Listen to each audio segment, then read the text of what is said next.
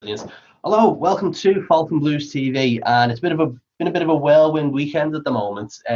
But I've got a very special guest on because of the crossover of what's happened over the weekend. Absolute Radio's and presenter and Evertonian Andy Bush. Andy, thank you so much for joining me this afternoon, mate. Oh, pleasure to be on. How you doing? Yeah, I'm good. Like I said, it's been a bit of an odd one, a bit of a crossover over the weekend with your world colliding, really.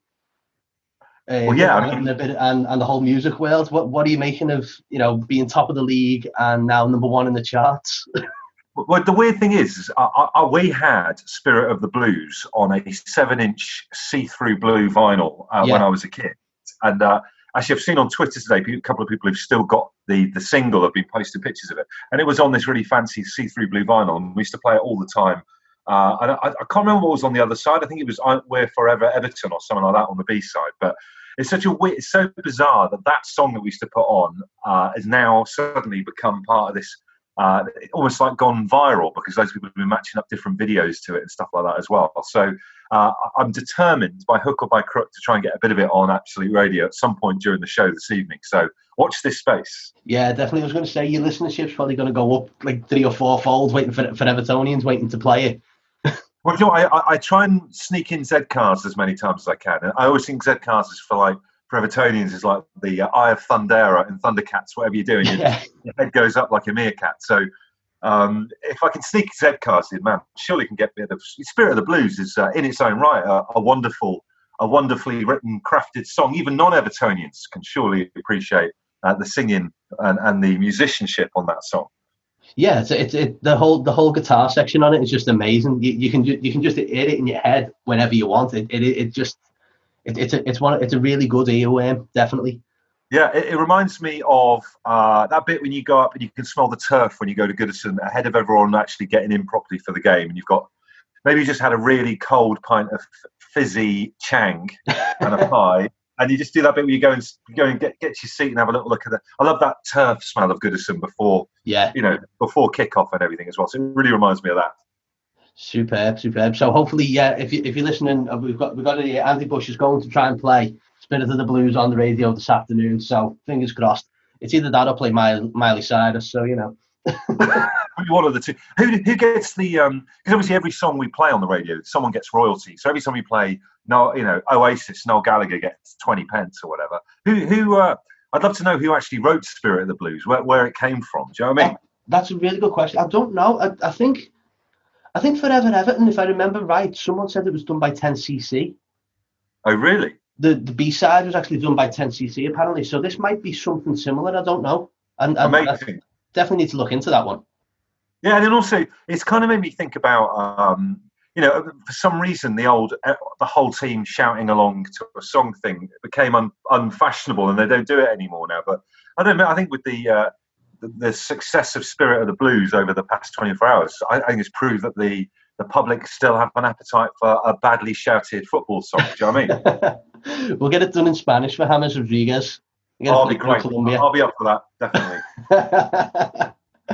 Excellent. All right, so obviously, music world, we're doing well, and also in the footballing side of things, for once, we're doing well too. 5 wins on the spin, hoping to make it 6. How much more enjoyable has it been for you, Andy? Well, everyone can remember just how awful it's been over the past couple of seasons, and the thing that's hurt me the most is that no matter how bad Everton have been, we've always been nasty bastards. Excuse my French. When you're allowed to swear on this one. So do you know what I mean? You are allowed to swear on this one. Yeah, go for your life. Oh, phew. So even if we've not been technically great, people don't like playing us. And one thing that I felt that we've lost over the past couple of seasons is that we just seem soft. No offense to Sigurdsson and Iwobi and Walcott and everything like that, but just you can see that people turn up and play us and we just get bullied off the ball a little bit. And there's something about our metal this season that we've just seen much more resilient. Like the Fleetwood game the other day, when Pickford had another Pickford moment and they got back into the game at 2-1. I think last season's Everton or the season before that's Everton would have buckled then and thought, oh, here we go again. But we just found another gear, and I think the fact that we've got Rodriguez and Alan's fantastic, but I think some of the other players have stepped up a little bit as well. I'm loving seeing how well Calvert-Lewin's doing and everything as well, because he's not on his own. He's got these other two, Richarlison and Rodriguez, taking a bit of the attention off him, and he's just flourishing. So we're just a different. I don't know what it is. We've had like a couple of really awful years that the whole essence of being an Everton fan seems to have been eroded. We're like it turned into a joke, and I just think, I don't know where we'll go from this season. We ain't with all the best will in the world. We ain't going to be at this position at the very end, I don't think. But if we can just improve and become a bit more of a tighter unit that you're proud to go and watch play, then that would be great for me. Definitely. So as you're saying there about Rodriguez and Calvert-Lewin and Richarlison, we've obviously had the three signings that have come in and have improved it. But who for you has been the standout of this team? I love Alan. I think he's fantastic. He's just he's got that old-fashioned, big, short, rolled-down sock defensive midfielder thing going on. That he just keeps that ball ticking over as well. Just passes it short and moves. And they did a thing on Match of the Day the other night where they were showing how he drops back and lets the fullbacks get forward and everything like that as well. I just think he's changed the team. Decore as well is absolutely fantastic. I feel like Decore we got thrown in as like a bargain right at the end, and he's actually some of the work that between him and Alana they're doing in defensive midfield have just been amazing. Compare him to like Morgan Schneider, who I've just called everything under the sun over the past couple of years. Can't be asked to track back or anything like that. It's a different world. It's not something we've been used to really. That kind of we've had Everton have got their metal back a little bit, and also the lad at left back whose name I'm terrible at pronouncing, who's had the cup runs and everything. Nkunku. Yeah. Yeah, he's fantastic. He's absolutely brilliant as well. What a find he is.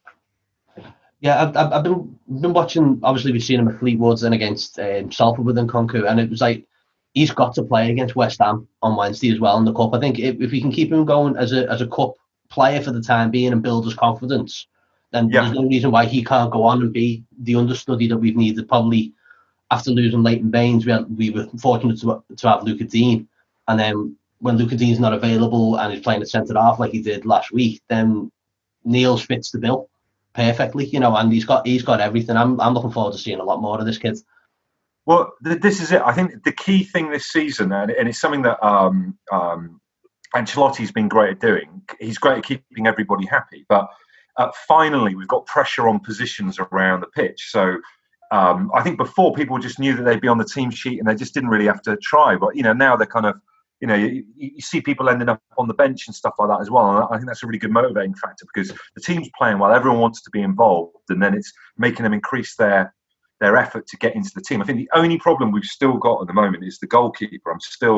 I like Pickford in that, but he's just got a mistake in him per game, I would say, and he still gets beaten by long shots. We just think, sure, I thought he could have saved that. Do you know what I mean? He's got this weird grey area with any shots that kind of bounce once and then in. He just seems to not get to it. It's really weird. And I think maybe still he's not. I'd have played the other lad, Virginia, or something in the cup games as well. We've got to be putting a bit more pressure on Pickford because he still seems like he's in the team and then that's it. Doesn't have to worry about it. Yeah. I think it's a bit of a weird one because I look at the game at the weekend. He didn't have a lot to do aside from obviously the header, which I don't think anyone's saving from that close range. And I think there was another chance in the second half just on the touchline. But beyond that, he didn't have much to do, which is good. But it's also it makes you complacent. I almost think as well. And keepers are like, oh well, I've got nothing to do here. My job's done. Well, I think this is the thing with the top clubs. When you've got Man City and stuff like that, it's a different level of goalkeeping where you actually have to get you. It's all well and good being like Roy of the Rovers, like Pickford's being, where he's like facing 25 shots a game because we were terrible at defending. But when you are starting to squeeze the life out of teams a bit more like we are because we've improved defensively, then you get the other challenge, which is not doing anything for 25, 30 minutes and then suddenly having to get back in the game and save something. Yeah. That's a whole other type of psychological battle as well. So he's got to deal with that a little bit. Like, I just think he's too hot as a keeper. Like sometimes keepers have just got to be a little bit, like, take the sting out of situations. I think he forces it a bit too much sometimes. You know what I mean? No, that's what you mean completely. Do you think there's going to be any additional incomings before? Well, we've got a week left to the end of the transfer window. Do you reckon you'll see any more coming in? I don't know. I don't know. I look around the team now, and I'm pretty happy with it. I think they're okay. I mean, I feel like Iwobi's had like a bit of a bit of a redemption through Ancelotti, because I thought he'd just be on his way out. We need to get rid of some of these. We've got a lot of chaff to get rid of, I think, as well. But I think the only thing I would say, although we do have cover, is only maybe just looking at something for right back, with looking at the future after Coleman a little bit, because I feel like he has slowed a little bit this season, but he's still a good. I think you need those connection points to old Everton, which he is. You know what I mean? Hard as nails, old Everton. So I'd say, yeah, maybe that.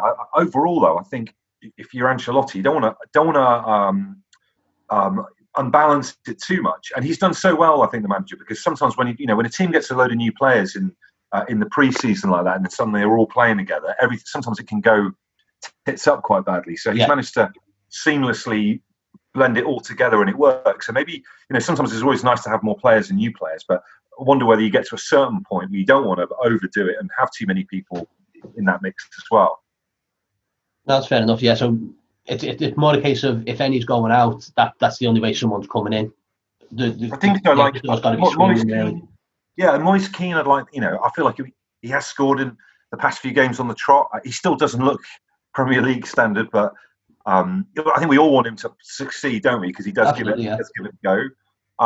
Calvert-Lewin's doing fantastic.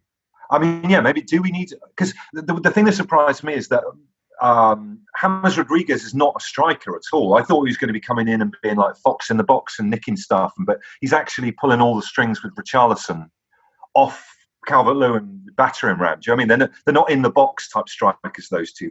It's that kind of modern way, I guess, of having one central defender occupying striker and then two people playing off him. So he's not the kind of striker I thought we were getting, but he's better than, he's brilliant and he's amazing. So I don't know whether we do we need one more striker, or am I missing someone here that's in the mix that is a striker that I haven't really thought about? But I don't know, maybe a striker, I'm not sure. I think for me it's more centre backs, just recover with the likes of Holgate and Branthwaite out for long periods, and Mina's always or an injury risk. He's injury prone, isn't he? So it's leaving him and Michael Keane on his own as a centre half. Luca Dean stepped in the other day, but I wouldn't like that long term, So maybe for me, I probably think maybe a centre back. I know there's been rumours about Kurt Zouma coming back, but not for the money that Chelsea are apparently asking. So, but I think we'll wait and see. Stones, we've been linked with Stones a bit as well, haven't we? A return of I've missed someone trying to nutmeg a striker in our own area. Getting screamed at by the Gladys Street end. So I don't know. I'm not sure. I think Keane as well. I think we have to give some credit to Michael Keane, who for one period of time, I felt really bad for him, because I think I remember when he first came to Everton, he was playing alongside Ashley Williams, who just was having what seemed to be like some form of midlife crisis and lost all of his pace. And I think it was just, obviously I think if someone is having a really bad bit of form, it can make the other defender crap it a little bit, and he just wasn't himself, and was really. I was like, how have we paid this much money for this guy? But I think now he's just starting to come into his own a little bit, and he's been a brilliant source of the occasional salmon-like headed goal on corners and stuff. Definitely, as well. Yeah. I think he's been, again, this all goes back to Ancelotti. I think he's managed to, that could have been one of those end up getting sold to Middlesbrough style, falling apart, not quite the same thing. And he's managed to turn this guy's career around and make him back to where he should have been going, really. So I think all credit to the boss, really. Good stuff. Okay, so only early doors, but do you see some? And obviously there's a lot of expectation now, but I think Evertonians it's all very tongue in cheek about how we're feeling about it. But do you see something happening this season finally? Do you know what? I don't know. You look at the other teams. I mean, like last season, I'm not taking anything away from the shite, because obviously it was, they won by quite an amount of points and all that kind of stuff. But everybody else just was terrible last season. It reminds me a little bit of the Leicester season, when they capitalised on everyone being dreadful for a season. And again, Liverpool won with loads of points. I'm not like not being bitter about that much, but this season I feel people have got their acts together a little bit more. Like it seems like teams have bought quite well and stuff, so it's all settling down a little bit. Like Chelsea look good, but have been shipping goals left, right, and centre. City looked absolutely horrendous, actually, the other night. So I don't know. I feel like we've got the momentum, the squad, the manager. Is there something in them not playing in front of a Goodison crowd. I think it might be helping them a little bit, and that sounds like a weird thing to say, but sometimes, it's such an intimidating and expectant atmosphere at Goodison. It's interesting to see teams playing to a game plan without that emotive factor of fans there as well, because they just completely stay on target rather than being screamed at by someone who's had 6 pints in the Wilmslow beforehand and is trying to get them to go down the wing a bit more. So there's none of that involved in it. So I don't know. I feel like we're a bit more clinical and cold and got more toughness to us. So, I mean, God, surely we can get top 7 or, I don't know about top 4, but definitely got to be in the European places. But, having said that, I'm not a massive fan of that tournament. That European tournament is just the worst thing on this planet. You start playing again in like July and you end up in like Gdansk and you play Thursday night and Sunday afternoons, and it's just a bit of a killer. So, sometimes you've got to be careful what you wish for. But definitely, I don't know. I've got really good feelings. I just want us to, for me this season, I just want us to have a good account of ourselves, going back to some of those teams that like made a dicked us, last season. And I just want us to play well in both the derbies and approach the derby without fear. I feel like Everton have just been bricking it in the derbies, setting up really defensively and cowering and just trying to hang in there against Liverpool.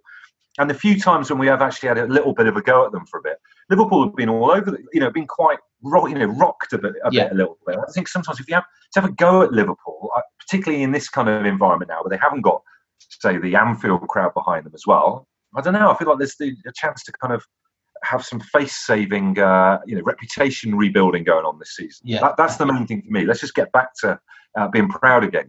Yeah, I think that's the one, rebuilding the reputation. That definitely sounds about right, and that's what is needed for so long. Yeah.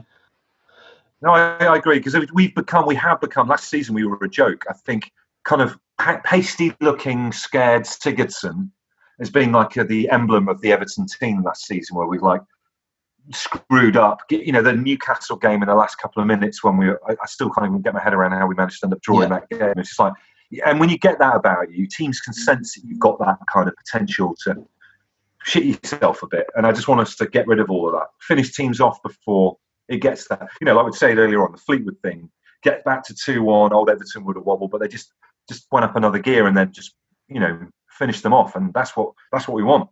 Yeah, that's all we've asked for a long time, Andy. That's it. Yeah, totally. Sounds okay. Well, I'll let you go, because obviously you're going to have to get to the studio and go and dig out the Spirits of the Blues record. The Blues, yeah, absolutely. But please make sure you're liking and subscribing to Falcon Blues TV. And if you want to catch Andy this afternoon, he can catch you on Absolute Radio from 4:00. Sounds okay. And if you want to get you on Twitter as well, if you want to pester you some more. Yeah, if you want non-stop Everton spam and different Spirit of the Blues videos matched up to the song, @Bush on the radio. Give us a follow. Excellent. Okay, well, thank you very much, Andy. I appreciate you taking the time out to have a chat with us. Hopefully, we're all on for the rest of the season. Everything's rosy for the time being. Fantastic. Thank you very much. Up the toffees. Nice one, man. Good to speak to you. Nice one. Cheers, man. Nice one.